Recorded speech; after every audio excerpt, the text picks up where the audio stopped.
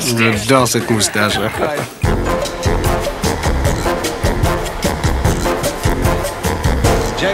Django, t'as déjà vu des jambes pareilles? Ouais, mon père montait des chevaux de course. Et dis donc, pourquoi tout le monde délire sur toi et que personne n'ose te dire que t'es grossier, lourd? C'est du snobisme?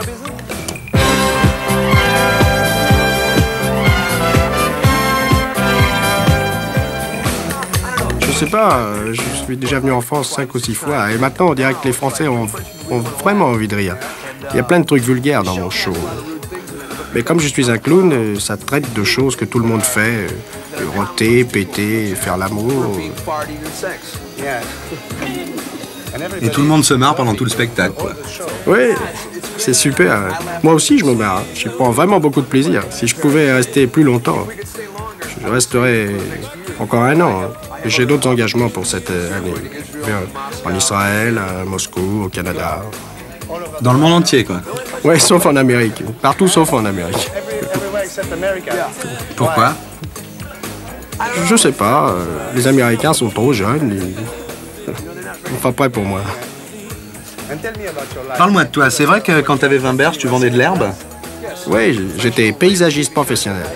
Ah, paysagiste. Ouais, pas de l'herbe à fumer, de l'herbe. Je construisais des terrains de golf. D'ailleurs, à Détroit, j'ai encore un terrain de golf.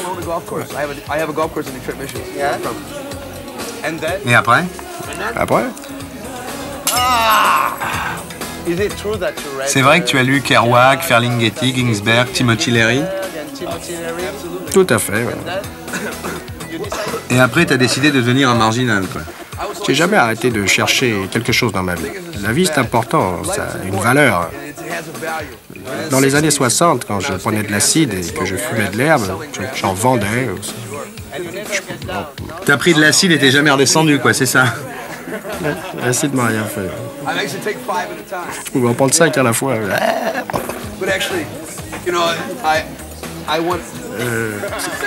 Samson, mon vieux. Amène-en un autre. Alors, t'as travaillé comme paysagiste, t'as pris de l'acide, t'as fumé de l'herbe et puis tu t'es aperçu que c'était pas un bon style de vie, quoi. J'étais pas heureux.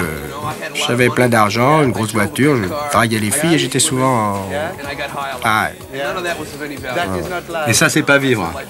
Non, c'est pas vivre. J'ai décidé que la seule chose à faire, c'était d'essayer d'aider les gens par la comédie, par le rire. C'est une sorte de thérapie. Une thérapie qui est très importante, très simple, mais très importante. C'est vrai que tu as décidé de devenir marginal après avoir lu un bouquin d'Upansky qui s'appelle The Fourth Way? Oui. Et qu'est-ce qu'il pouvait raconter pour avoir une telle influence sur toi? Upansky racontait l'histoire d'un mec appelé Gurdjieff qui avait une école ici à Fontainebleau. C'est un des très très nombreux livres écrits sur la conscience de soi, sur la connaissance. C'est un rapport avec... C'est une chose qui m'a fait prendre conscience de comment m'aider moi-même. Comment prendre conscience, se regarder soi-même. Les clowns sont un peu un reflet des gens. Beaucoup de gens disent que les clowns sont tristes, mais s'ils ont cette impression, c'est parce que les clowns montrent aux gens de quoi ils ont l'air. Et les gens sont tristes.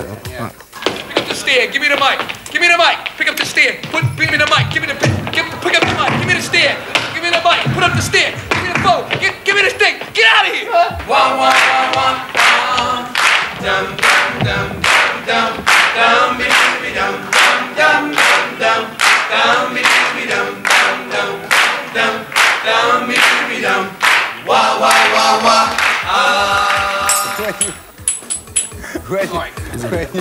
Mais dis-moi, en général, quand on lit des gens comme Sri Aurobindo, Krishnamurti, Gurdjieff ou Pansky, on décide pas de devenir clown, on décide plutôt d'aller dans un ashram, non?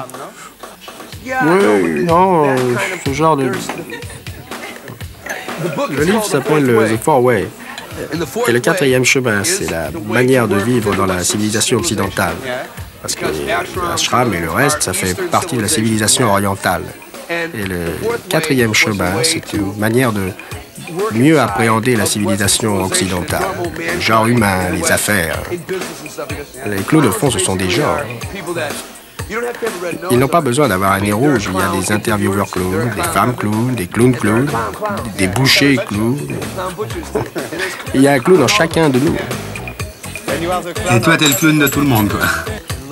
J'adore cette moustache. Ça va pour celui-là. Je peux avoir un autre verre. Excusez-moi, c'est pas moi qui paye. Désolé. C'est pas moi qui paye. Il est pas très content, le mec, là. Ah, je vais essayer avec la bouteille.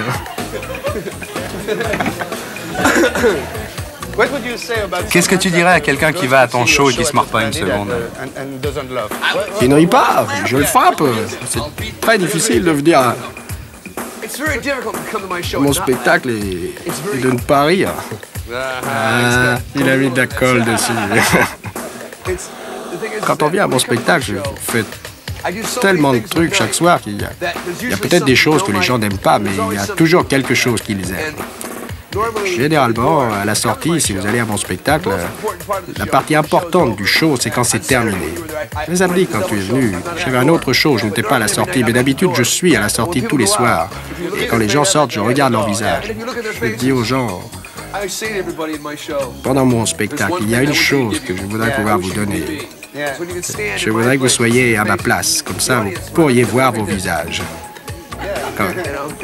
Quand je regarde le public, les gens sont comme ça. C'est un moment d'espoir, un moment de rigolade, de relaxation. Même si c'est grossier, même si c'est classique, c'est sexy, c'est fou. Tu les frappes? Oui, je les frappe aussi. Ils adorent ça. Tu leur balances des œufs sur la gueule? Si vous venez me voir, mettez un impair si vous êtes au premier rang. Tu préfères la France, hein? Tu reviens toujours en France. Je reviens toujours, ouais. J'adore la France. C'est un pays super en ce moment. Je suis déjà venu, mais en ce moment, les gens ont vraiment envie de rire. Ouais. Je sais pas pourquoi. C'est parce qu'ils n'ont plus personne pour les faire marrer. Maintenant, en plus, il y a les élections présidentielles, alors, tu vois. C'est une bonne occasion de rigoler. La comédie et la politique sont proches sur bien des points. Qu'est-ce que tu dirais aux Français avant qu'ils aillent voter pour le prochain président? Voilà ce que je leur dirais.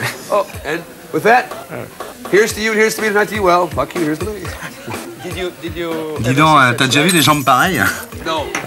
Attends, je regarde de plus près. Ah ouais. Très joli. Regarde. Attends, je regarde. Ouais. Très bien. Elle est trop grande. One day she'll come along, the girl I love, and she'll be big and strong, the girl I love. Listen, you like short people? Tu aimes les nains, là? In that case, let me just... Ah! Sorry. Ils ont un autre truc à ajouter, là? Une dernière chose, une chanson que j'ai écrite pour les sourds. C'est un classique, mais vu différemment. Yesterday, all my troubles seemed so far away. Now it looks as though I'm here to stay. Oh, I believe in yesterday. Suddenly, I'm not half the man I used to be. There's a shadow hanging over me. Oh, I believe in yesterday. Why she had to go, I don't know. She wouldn't say. I said something wrong. I longed for yesterday. Thank you. Merci. Et pour être sûr de ne rien rater de Inarditube, abonnez-vous et mettez un pouce bleu.